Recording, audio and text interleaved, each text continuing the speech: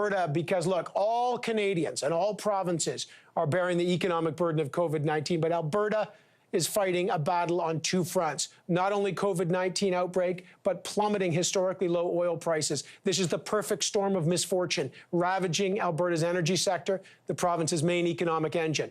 Today, Jason Kenney, the Premier, announced Alberta is going to make an initial investment of $1.5 billion to kickstart construction on the Keystone XL pipeline project that goes south to the United States. Will it be enough to boost the lagging energy sector? And how is the province coping? And what's the best way to support that province? Alberta Premier Jason Kenney joins us from Calgary. I hope you and your circle are very safe and well, sir. And I know that your province is going through really an unprecedented challenge. I got to ask you, because when you made this big announcement of $1.5 billion, a lot of people are saying, is that the prudent time to spend money on a pipeline going south when there are 20,000 teachers and education workers who have just been laid off in your province? Is that really the best way to spend the money? Well, Evan, not to put too fine a point on it, but hundreds of thousands of people have been laid off. And yes, some folks in the schools who were not working since we shut them down 3 weeks ago or 2 weeks ago have been laid off, as have daycare workers and people working in the hospitality sector, the tourism sector, and right across our economy. This is the worst economic crisis in this province since the Great Depression.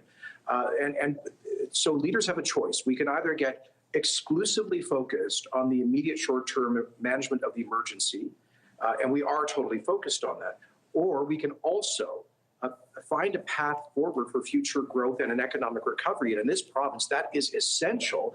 Albertans need to see a sign of hope that there will be a future. And look, Evan, eventually we're going to get past this pandemic. Global growth and demand will return. And eventually oil prices will come back to some semblance of normal, at which point we'll be exactly where we were a month ago or a year ago, desperately needing pipelines. That's what today's historic investment was about.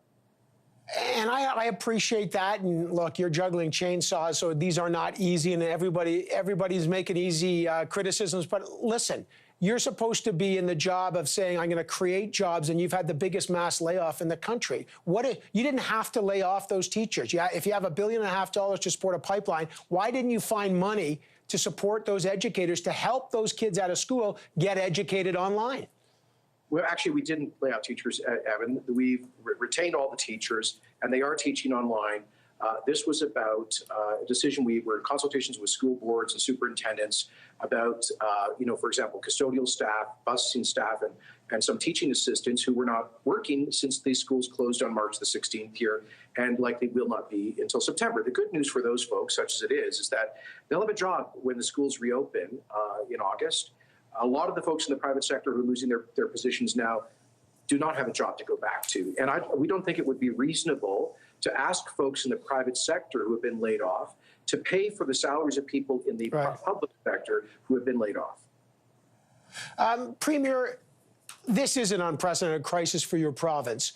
We have seen aid packages to all sorts of industries. If you were to sit down with the Prime Minister or Bill Morneau, does the energy sector now need a specific aid package urgently? And if so, what do you think it should be? Well, we've been in discussions with Ottawa. We've tried to give them a sense of the urgency of this. Evan, the Canadian energy sector is the largest subsector of our economy. It is responsible for the direct or indirect employment of 800,000 Canadians. Nearly 20% of federal revenues. Our single largest export industry, over $120 billion of export value from that industry. And so it's not just about Alberta, it's about Canada. It creates jobs from coast to coast. And my friend, Premier Ball in Newfoundland, knows exactly what I'm talking about. So we've expressed, look, what's happening now, yes, a crash in demand, but with that, we have OPEC surging supply into a demand crash that has driven the price for Western Canadian oil down to $4 a barrel. I mean, it's like you can buy an expensive coffee costs more than a barrel of Canadian crude. This is jeopardizing the entire industry here, and with it, potentially hundreds of thousands of jobs. I was around the cabinet. But how do you stop it? My question is, how do you stop it? I get it. Russia and Saudi Arabia and OPEC are trying to destroy the North American industry. I appreciate that. We barely import what, like 100,000 barrels of Saudi oil a day. How do you combat this, Premier?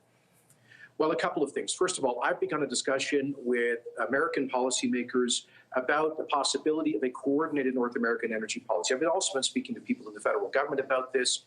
The notion of, listen, if OPEC coordinates its supply, why shouldn't we do that in North America? Why shouldn't we have an import tariff on OPEC oil, for example, to stop this predatory dumping? And then perhaps once the price normalizes, we could have some coordinated approach towards curtailing production, as we've done unilaterally here in Alberta. They're now looking at doing that in Texas. Second point, we absolutely need an urgent liquidity for the sector. And I know the federal government has been working with us on that. The scale of it is very significant. And thirdly, there are things that Ottawa can help us do to create jobs for the tens of thousands of people being laid off in the industry right now. For example, investing in reclaimed and in wells, which would help to reduce an environmental liability. We're working with them on all of the above. I just got 10 seconds here. Do you expect the federal government to come forward with an energy aid package soon? Yes. How soon?